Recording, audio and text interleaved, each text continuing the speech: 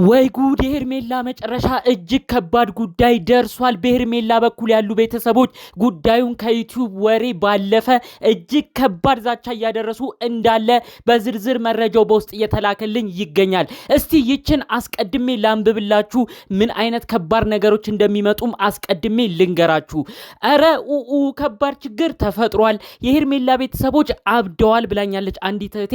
በመቀጠልም እንዲህ ብላኛለች በጽሁፉ እንደምትመለከቱት እባክህ የአብርሽ ወንድም ኤፍሬምና ሩታ ከምርም እንደሰማሁት መረጃ የሄርሜላ እገታ ላይ እጃቸው ካለበት በቃ ገደል መግባታቸው ነው። እስከ ማክሰኞ በህይወቴ ሰምቼ የማላቀው ዛቻ ነው የሄርሜላ ጎት የዛተው። ደግሞ በቀደም የሄርሜላ አያት ሚዲያ መጡ ተብሎ የተወራው እንዲሁም የመጡት አያትየው ራሱ ሄርሜላን አልወዳትም ብለው የነበረው የውሸት አያት ሳይሆኑ አይቀሩም። ትክክለኛው የሄርሜላ ቤተሰቦች ግን እብድን ያሉት በሄርሜላ በአይናችን ቀልድ አናቅም ብለው ምን ሊያረጉ እንደሆነም ደርሶኛል መረጃው። በእናትህ ለህዝቡ አሰማልኝ፣ ደውዬ ልንገርህ ጉዳዩ ከዩቲዩብ ቪዲዮ መስራት አልፎ እጅግ ከባድ ችግር ሊያመጣ ነው ብላ ነው እንግዲህ አንዲት እህቴ ይህንን ቴክስት የላከችልኝ። በመቀጠልም እንግዲህ ደውላ ነው መረጃዎቹን በዝርዝር እየነገረችኝ ማለት ነው። ውድ ሀገሬ ልጆች እባካችሁ የዛሬው መረጃ ለሁሉም ሰው እንዲሰማው ይሁን። አብርሽን፣ ሩታን፣ ኤፍሬም፣ ሄርሜላ ሁሉንም በዩቲዩብ ነው የምናውቃቸው። እነዚህ ልጆች ጣጣና ጦስ ሊመጣባቸው ነው። የሄርሜላ ቤተሰቦች እኛ ዩቲዩብ አንመጣም፣ ይሄ ጉዳይ ዝም ብሎ ድራማና ፊልም ነው ወይ አንላቀቅም ብለው ነው ከባድ ዛቻ ያመጡት ማለት ነው። እባካችሁ እነ ሩታ ይሄን ነገር ካልሰሙም መልእክቱ ለነሱ እንዲደርስ ሌላ ችግር ውስጥ የማይወጡት ነገር ውስጥ እንዳይገቡም እባካችሁ የደረሰኝን መረጃ እናንተም ሰምታችሁ ቪዲዮ ላይክ አድርጋችሁ እነሱ ጋር እንዲደርስ የተቻለንን እናድርግ። ለቤቴ ደግሞ አዲስ የሆናችሁ ሰዎች እባካችሁ ሰብስክራይብ በማድረግ የኔን ቤተሰብ እንድትሆኑኝ በአክብሮት በፍቅር ልጠይቃችሁ። ቀጥታ ይዤ ወደ መጣሁት ዝርዝር መረጃዎች ያመራለሁ። ይቺታችን እንግዲህ አስቀድማ የተለያዩ መልእክቶችን የምትልክልኝ ልጅ ነች። ታዲያ እንግዲህ አሁን ግን የላከችልኝ ነው ከሁሉም ያስደነገጠኝ። በተለይ የተናገረችው ንግግር እኔ አልጠበቅኩትም። የሄርሜላ ቤተሰብ እንደዚህ ቆራጥ ሆኖ ተከራካሪ ሰው እንዳለወተም አላወቅኩም። እንግዲህ ተደዋውለን ከዚህ ችታችን ጋር ስናወራ ምንድን ያለችኝ የሄርሜላ ጎት ዛቻውን ብትሰማ ምን አይነት ቤተሰቦች እንዳሏት እኔ ራሱ ግርም ምን ያለኝ። ጉዳዩ የዩቲዩብ መቀለጃ ዩቲዩብ ላይ ዝም ብለው ድራማ የሚሰሩበት ነው ወይ? የገዛ ልጃችን የገዛ ደማችን እንደዛ ታግታለች ጠፍታለች እየተባለ ምንድነው አጠቃላይ የሚሰሩት ነገር? ወንድሙንም በካሜራ እየቀረጸ እዛው የሚጠያየቁት ምንድነው? ጉዳዩ ወደ ህግ ነው የሚሄደው ነው ያሉት። እንግዲህ አስቀድመን ብዙዎቻችሁ ካስታወሳችሁ የሆነ ቤት ላይ ምን ተለቆ ነበረ? የሄርሜላ አያት ሚዲያ መጡ፣ ሚዲያ መጥተው ከባድ ንግግር ስለ ሄርሜላ ተናገሩ ተብሎ ነበር። ካስታወሳችሁ የሄርሜላ ቤተሰቦች አያቶች ምናምን እንግዲህ አጠቃላይ በሄርሜላ ስራ እንደሚሸማቀቁ ሄርሜላን እንደማይፈልጉ ምክንያቱም የሰው ትዳር አፋርሳለች የሰው ባልን ቀምታለች ብለው በተለይ አያትየው እኔ እሷ ልጄ አይደለችም የልጅ ልጄ አይደለችም አልፈልጋትም ረግሚያታለሁ ከኛ ወገን አይደለችም ምክንያቱም የሰው ትዳር አፋታ ነው አብርሽን የያዘችው ብለው እንግዲህ የሄርሜላ አያት ሲራገሙ ነበርና ይሄ መረጃ ሲደርሰኝ ራሱ ጥያቄ ሆኖብኝ የነበረው እንዴት እንደዚህ አይነት ተቆርቋሪ ቤተሰብ ከየት መጣ? በቀደም አያትየው እኮ ብዙ ንግግር ሲናገሩ የነበረው የገዛ ስጋቸውን ሄርሜላን ነው ሲረግሙ የነበረው ነው ያልኳት። እንግዲህ ወዲያው ስንደዋወል ለዚህ መረጃ ለምታቀብለኝ ልጅ ታዲያ መረጃ የምትሰጠኝ ልጅ ምንድን ያለችኝ አረኛ ሰውዬ እንደው ዝም ብለው ነው ያለችኝ እና እንደው ሚዲያ የመጡበት መንገድ ራሱ ምንም አይታወቅም ወይ ደግሞ ምናልባት በአባቷ በኩል ያሉ አያት ይሆናሉ በሆነ ቤተሰባዊ ግንኙነት የተጣሉ ሊሆን ይችላሉ። ግን እኔም ማቃቸው በእናቷ በኩል ያሉ ወገኖች ግን እጅግ ኃይለኛ ተለይም ደግሞ እንግዲህ የልጃቸውን ሄርሜላ ጉዳት ማየት የማይፈልጉ እንደሆኑ ነው በዝርዝር የነገረችኝ።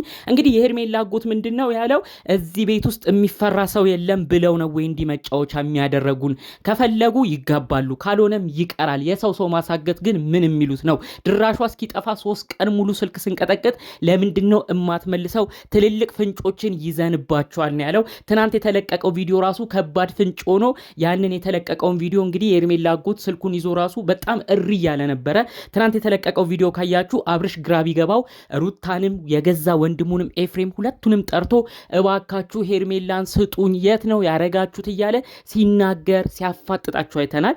ታዲያ እንደዛ እየተጨነቀ እሱም ብዙም ኦዲየንስ እያሰበ እንደዛ ሲጠይቃቸው ኤፋም እንዲሁም ደግሞ ሩታ ያሳዩት ነገር ደግሞ ብዙ ነገር የሚያስታውቅ ነገር ነው። ልብ ብላችሁ ካያችሁ ኤፋ ፈገግ እያለ እየሳቀ ኧረ እኔ የት እንዳለች ታውቃለሁ ነው እያለ የነበረው። እንግዲህ ተመልከቱ እንደው የእውነት ሰው ጠፍቶ እንኳን ቢሆን በእኔ ስም እንኳን እንደው ብጠረጠር ችግር ያመጣብኛል ብሎ ብዙ ሰው ጠፍቷል ሲባል ይደነግጣል። ይህ የሚያሳየው አለመደንገጡ እዛው ላይ የቀለደ ወንድሙ ላይ ሙድ እየያዘ አረኔ አላቅም እያለ መመለሱ ያለችበትን ቦታ ጥንቅቅ አድርጎ ስለሚያቅ ነው። ይሄ ደግሞ ኮመንታተሮች ራሱ ሲናገሩ ነበር።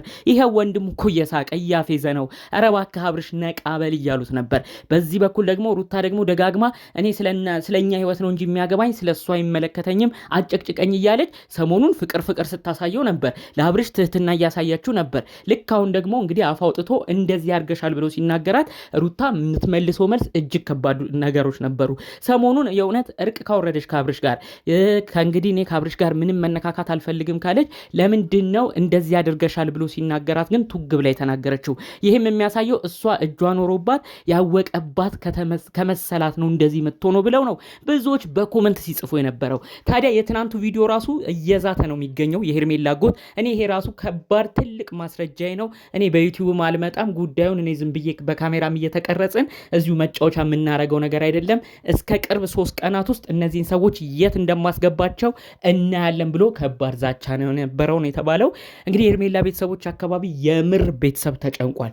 እባካችሁ ኤፍሬም፣ እባካችሁ ሩታ የእውነት በደረሰኝ መረጃ እዚህ ነገር ላይ ተሳትፋችሁ ከሆነ እንደሚባለውም የሄርሜላ አጎት በ3 ቀናት ውስጥ ነው ልክ ማስገባቸው ብሎ የዛተው ነገር እናንተ ሌላ ነገር ውስጥ ወስዶ በተለይ በሰው ማገት ከተጠረጠራችሁ በህግ ከባባር ነገር እንዲደረግ አድርጎባችሁ እስከ መጨረሻው ላደረጋችሁት ነገር የእውነትም ተሳትፋችሁ ከሆነ በጣም ከባድ ነገር ያጋጥማችኋል።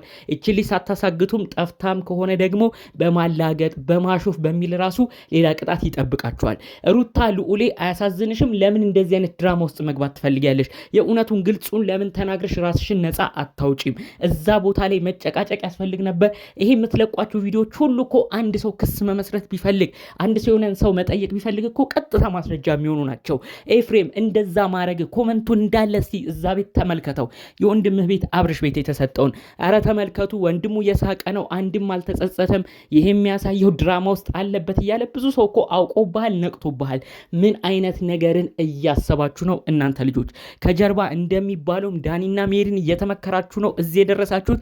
እመኑኝ የሄርሜላ አጎት በዚህ 3 ቀናት ውስጥ ቪዲዮ ላይ ሳይመጣ ምንም ሳያደርግ እናንተም ሳታስቡት ከባድ ነገር እንደሚያመጣባችሁ ጥልቅልቅ ሁላችሁንም ጥርቅምቅም አድርጎ የሆነ ቦታ እንደሚያሳጉራችሁ እንደሚያስጠይቃችሁ ነው ይኸው አሁን እምነግራችሁ ደግሜም የማስጠነቅቃችሁ። ከዚህ ጉዳይ ጋር አያይዞ ደግሞ በዚሁ መናገር የምፈልገው እባክህ ኤፍሬም የተባልክ ግለሰብ በኋላ ከወንድምህም ነገሮቹ ቁጥጥሮች ከወጡ ወንድምህም አያስጥልህም። አሁን ጉዳዩ የሄርሜላ ቤተሰቦች እጅ ገብቷል። የሄርሜላ ቤተሰቦች ልጃችንን እንዳይን ብሌን የምንሳሳላትን ልጃችንን ያምጡልን እያሉ ነው የሚገኘው። ዛሬ ላይ ወንድሜ ምህረት ያደርግልኛል ክስ ቢመሰረትም ወንድሜ ያስነሳልኛል ብለህ ካሰብክ ተሳስተሃል። የሄርሜላ ቤተሰቦች ከከሰሱ እነሱ እንዳሉትን በ3 ቀናት ውስጥ የሆነ ነገር እናንተ ላይ ካደረጉ ወንድምህ ራሱ ለአንተ ምንም መፍትሄ እንደማይሰጥ እወቅ። ጉዳዩ ሌላ ሰው ቤት ገብተህ ነው የሌላን ሰው እያስጨነክ የምትገኘው። ስለዚህ በወንድሜ ያልቃል ብለህ የምታስባቸው ነገሮች ሁሉ ኪሳራ እንደሆኑ ደግመህ እንድታስብ እፈልጋለሁ።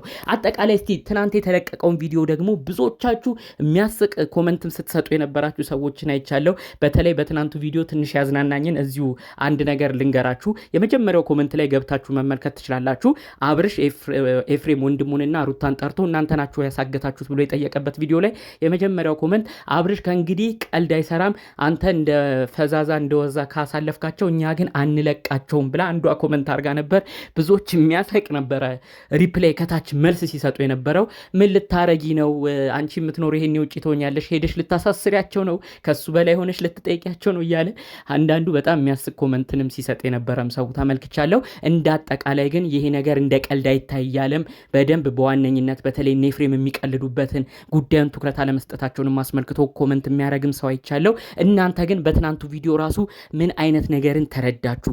እባካችሁ ጨዋነት በተሞላበት መልኩ የእናንተም ሀሳብ ብታሳውቁኝ፣ እናንተም ደግሞ የሆነ ምልከታ ኖሯችሁ እና አብርሽ ጋር ይሄ ነገር ቢደርስ ይጠቅማል ብላችሁ የምታስቡት ነገር ካለ እሱን በኮመንት ብታሳውቁኝ የእውነት ከልብ ደስ ይለኛል። ሌሎች አዳዲስ መረጃዎቻችን እስክንገናኝ ግን ሰላሙን ሁሉ እመኝላችኋለሁ። ሰላም።